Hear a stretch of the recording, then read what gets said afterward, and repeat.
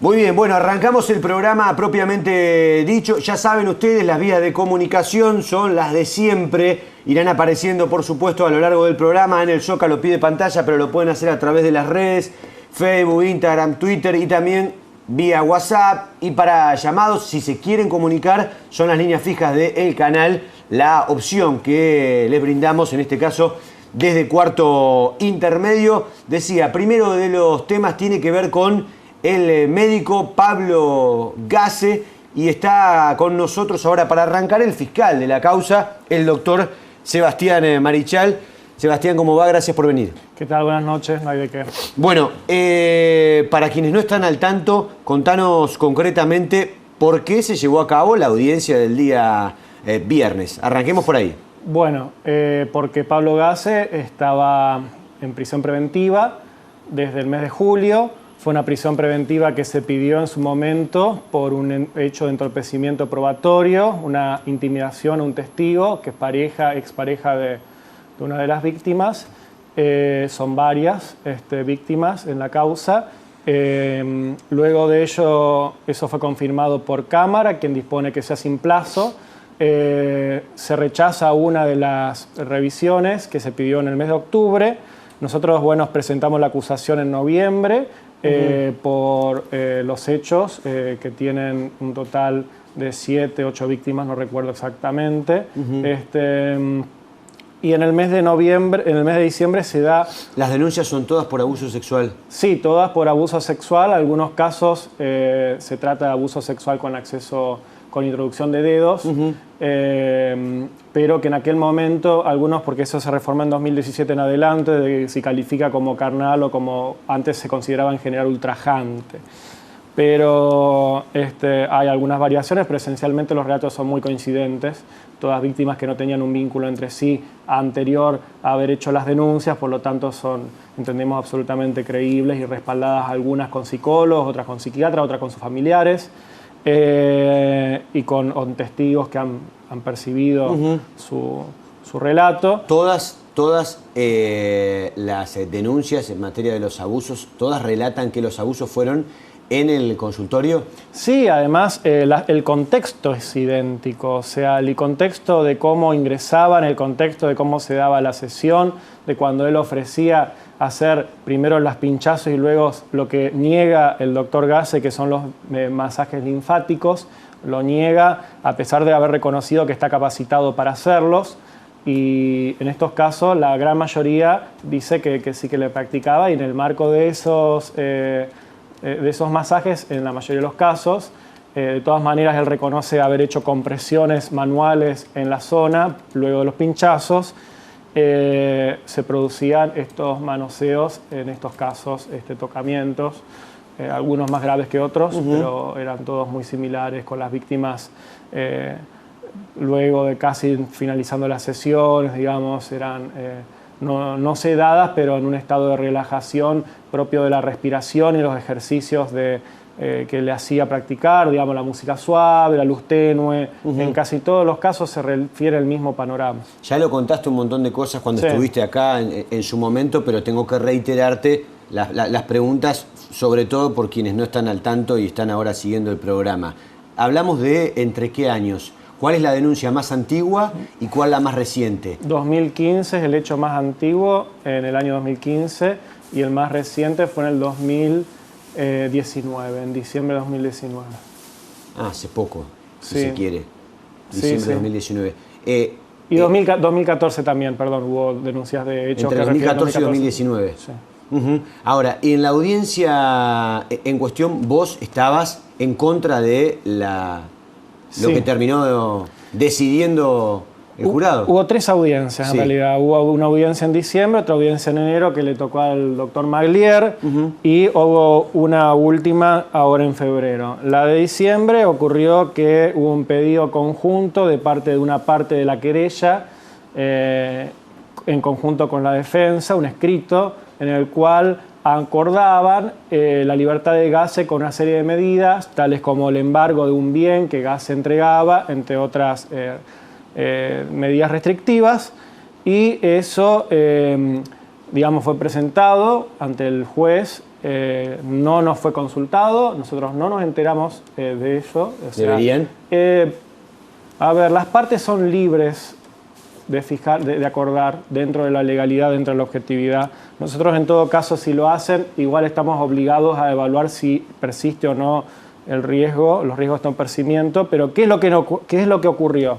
Ocurrió que el día que lo presentan, que es el 9 de diciembre del 2020, a la OGJ, así está el sello, digamos, al día siguiente, una de las que no había firmado es visitada por una mujer que se presentó con un nombre falso, Ángeles Imhoff, diciendo que venía del gobierno, de la Secretaría de la Mujer de la provincia, y una de las víctimas de Villocampo, digamos, se presentó porque quería hablar con ella por esta causa. ¿En Villocampo? Claro, la víctima vive en Ocampo. Claro, por eso, se fue a Ocampo esta persona. Y se fue hasta Ocampo. El día siguiente la citaron, la chica ya sabía o sospechaba que esto era una maniobra, y va con una amiga, que es abogada además, o sea, para no ir sola, tener algún testigo. ¿A dónde la citó? A la IPF, acuerdan en la IPF de Ocampo, que es que tiene un comedor, un restaurante. Sí.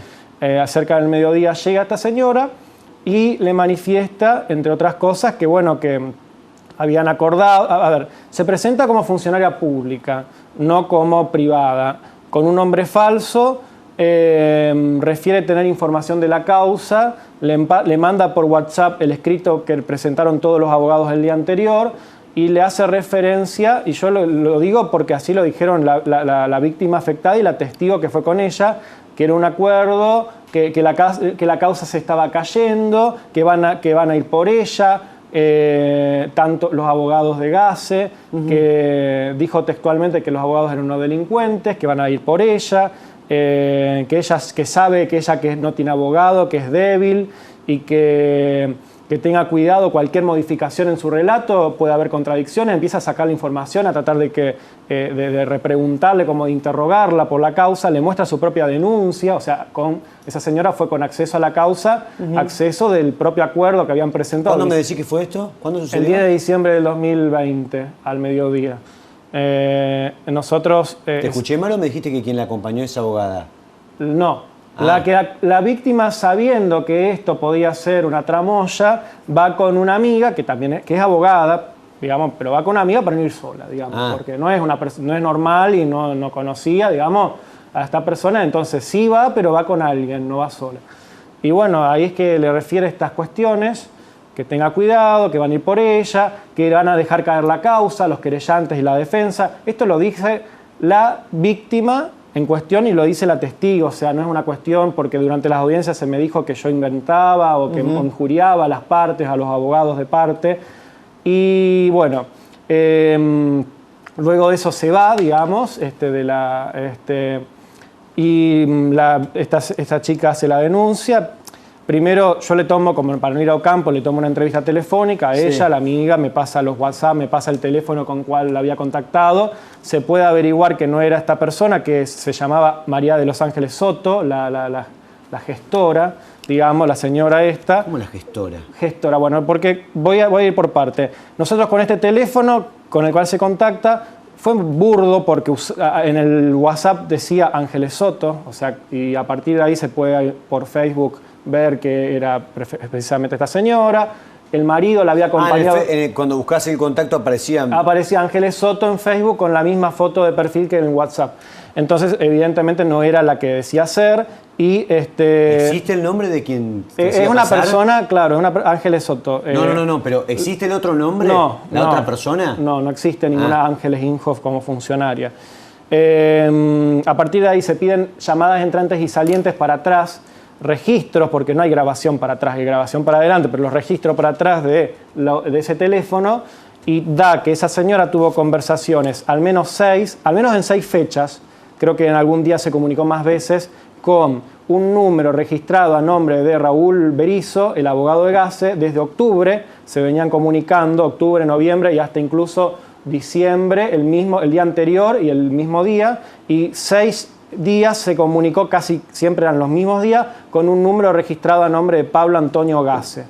Es decir, esa señora por su motu propio no fue. Evidentemente... ¿Habló también con GACE? con un número registrado a nombre de Gase. Gase podría llegar a decir, nunca dijo nada, igual que lo usaba otra persona, pero el número estaba registrado a nombre de Pablo Antonio Gase.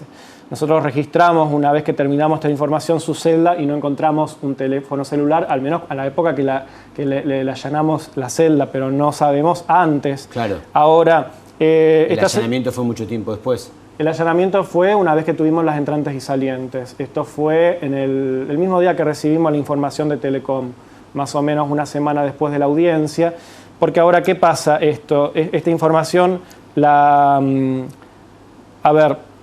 luego después, son dos cosas paralelas, pero se tocan. A fin de diciembre detenemos a la señora Soto y a su marido, que la había llevado. Se la detiene, se va a una audiencia imputativa, se le atribuye coacciones y ella en la audiencia no quiere responder preguntas, declara y refiere ser gestora, trabajar para estudios jurídicos, haber trabajado para Berisso y para otros, pero que el caso Gase sabía quién era esta víctima, sabía que no tenía abogado, sabía del acuerdo, todo sabía, pero que en realidad fue por motu propio porque ella está muy sensibilizada y se quería solidarizar con ella. ¿Reconoció el encuentro? Claro, reconoció el encuentro, reconoció trabajar para Berisso, reconoció tener allegada a la mujer de Gase, pero cuando dice por qué fue, que nadie le pregunta, o sea, ella no le respondió pregunta, pero dice que fue porque se siente consustanciada con las víctimas de abuso y quería, no sé, solidarizarse, ayudarla, pero por su cuenta. O sea, es una cuestión absolutamente contradictoria y bastante absurda, pero ¿Y Berisso qué dijo? No, él no estuvo en esa audiencia, él estuvo ahora en la audiencia, digamos, en la pasada, en la última. En la audiencia de diciembre, si bien no teníamos los teléfonos, después confirmamos con los teléfonos los cruzamientos de llamadas y obviamente no teníamos la declaración de esta señora, nos opusimos. También habíamos hablado, yo un rato antes de la audiencia decidí hablar y eso quedó registrado, digamos, con dos de las víctimas para preguntarle, porque en realidad yo no sabía, digamos, ninguna de las partes me hizo saber, igual no es obligación, pero tampoco los acuerdos se pueden hacer, ni tampoco se acostumbra que se hagan sin avisar al fiscal, al menos que están en tratativas, porque uno sabiendo cómo las necesidades o intereses de las partes privadas, de alguna manera. ¿Vos no sabías del acuerdo que hizo la querella con la defensa? No, primero me entero por lo que le pasó a Florencia, perdón, no voy a dar el nombre y apellido, sí. a esta chica, joven, adulta, que fue intimidada, y después me entero porque convocan audiencia, el escrito era el mismo, claro. Convocan audiencia, y bueno, me opongo, en esa audiencia participa esta chica. Pasando en limpio, no están obligados a citarte a un acuerdo las partes, pero es lo que comúnmente se hace. No, a ver, en general uno sabe si las partes están en tratativas porque a uno le interesa, porque uno no puede ir a ciegas a una audiencia y enterarse ahí de sopetón qué es lo que está ocurriendo. Y que vos fuiste a ciegas. Y la verdad que me entero con el acuerdo, lo cual, a ver, las partes pueden acordar, igual es una cautelar, o sea, no están arreglando una cuestión, un acuerdo abreviado. Claro. Es una cuestión cautelar. Y bueno, en esa audiencia participa esta chica que cuenta lo que le pasó y a su vez ¿Esta chica es la misma de Villocampo? Sí, esa. Y después también otra de las víctimas que había firmado ese acuerdo dice que no sabía en realidad, que en realidad no quería, pero que lo hizo porque pensó o porque le sugirieron que si no firmaba no iba a cobrar. Entonces eso también me lo había dicho a mí y lo dijo en la audiencia. ¿No iba a cobrar qué? Indemnización a futuro.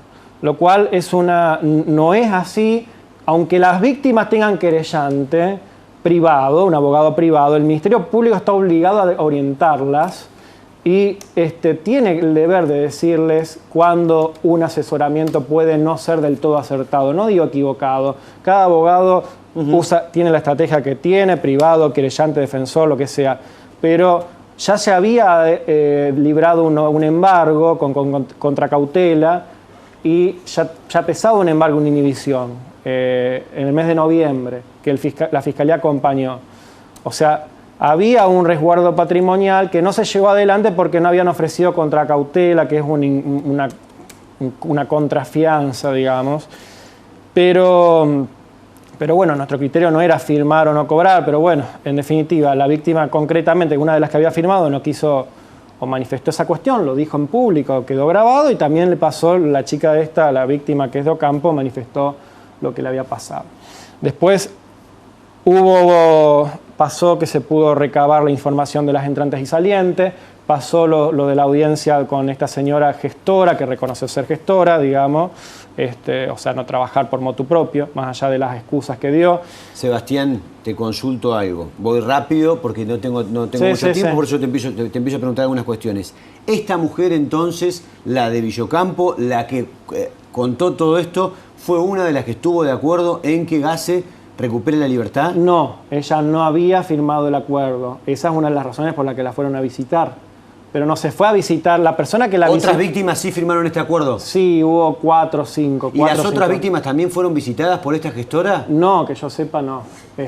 Fue solamente a ella, y no fue que le dijo, se presentó como una representante en estudio jurídico, fue con un tono intimidatorio, falseando su identidad, sí, y diciéndole cualquier cosa, y lo dijo, y por eso forma parte de la imputación, que la causa se caía, que iban a ir a por ella, por su plata, o sea, iban a ir judicialmente los abogados de Gase. Eso es lo que dijo y lo que se le imputó a la señora esta Soto. En concreto, luego hubo hubo otra audiencia en enero que se rechazó porque no había pasado 90 días, hubo otras hace poco. Planteamos lo mismo, planteamos que hubo una nueva intimidación, que el imputado, que Gase, está preso porque ya pasó lo mismo con un testigo que es ex marido de otra pareja, de otra víctima. ¿Cuando lo había llamado por teléfono? Que le dijo que si él se tenía que defender, se iba a poder perjudicar su familia, mi familia, tu familia, porque va a ser una guerra, etc. Y hace varios ofrecimientos de ayudas a su familia para lo que necesite, solapadamente a nuestro criterio dinero. Y esto creemos que fue más grave lo que pasó en Ocampo, no obstante que el juez entendió que, en primer lugar, la misma víctima que se había sentido intimidada firma un acuerdo, al menos el querellante, entonces ya no se siente tan intimidada, y por ahí nosotros no coincidimos, ya la apelamos a la resolución de la soltura de Gase, no coincidimos porque lo que consideró el juez es que directamente no fue, obviamente estando preso no va a ir directamente, pero que indirectamente, si lo hubiera hecho, o si probáramos que fue directo, fue indirecto, la cárcel sería inútil, demostraría su inutilidad porque no es capaz de impedir que una persona indirectamente lo pueda hacer. Lo cual entendemos que es absurdo porque si tuviéramos elementos para decir que una persona estando presa, porque suele pasar, que intimida a testigo afuera, sí, decir que la culpa es del Estado por no controlar y que la persona entonces la dejamos libre porque total es lo mismo que él esté libre o esté presa, es un argumento absurdo, digamos. Sebastián, preguntan acá puntualmente qué pasa con la reparación integral para las víctimas, consultan en este caso. No nos corresponde a nosotros cuantificarla en dinero. Eso le corresponde a la víctima, ya sea que esté constituida como querellante o que después se constituya como actor civil. Por lo tanto, no es función nuestra tasarla. O sea, nosotros manifestamos que hay daño en estos hechos, pero no hacemos un reclamo patrimonial. ¿Y ahora qué vas a hacer? Ya apelamos esa resolución y también estamos esperando la audiencia preliminar, que es la previa al juicio, donde se va a discutir la prueba que va a ingresar al debate y otras medidas, digamos, cautelares, la oposición a la acusación, si plantean alguna nulidad, un pedido de sobreseimiento.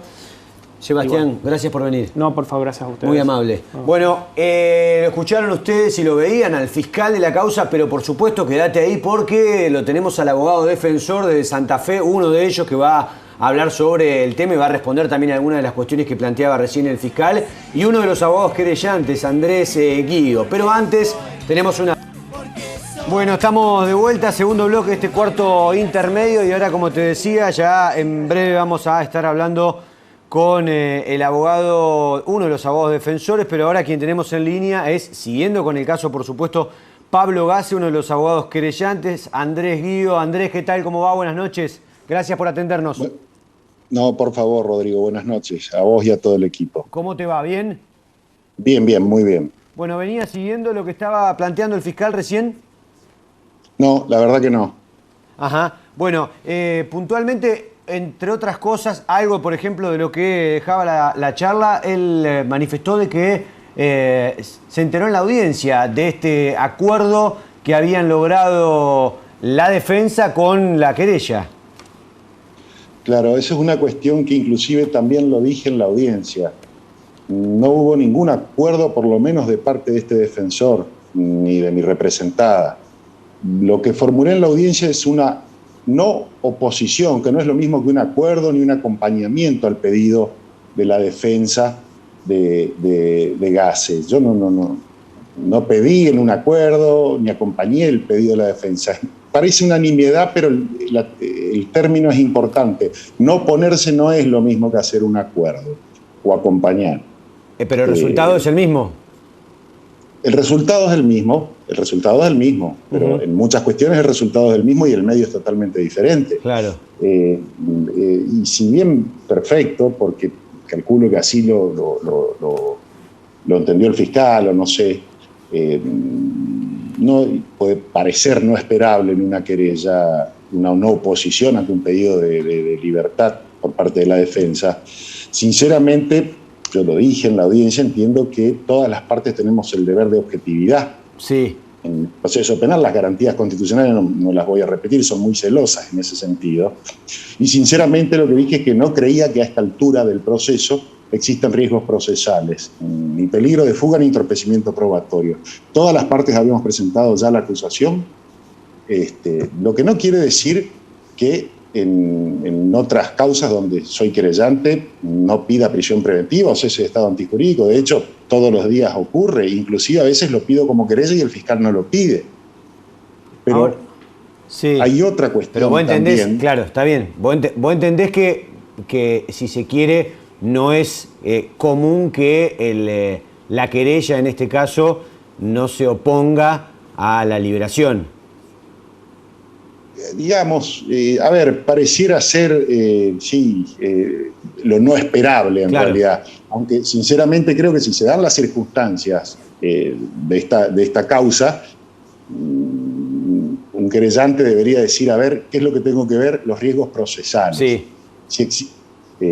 Perfecto. Esta querella no es que dice que no hay apariencia de responsabilidad delictiva en Gase o que la pena que pedimos no sea de cumplimiento efectivo. Al contrario, estoy hablando de lo que ustedes siempre escuchan en las audiencias, que son los incisos del artículo 220 para que un juez pueda dictar una prisión preventiva.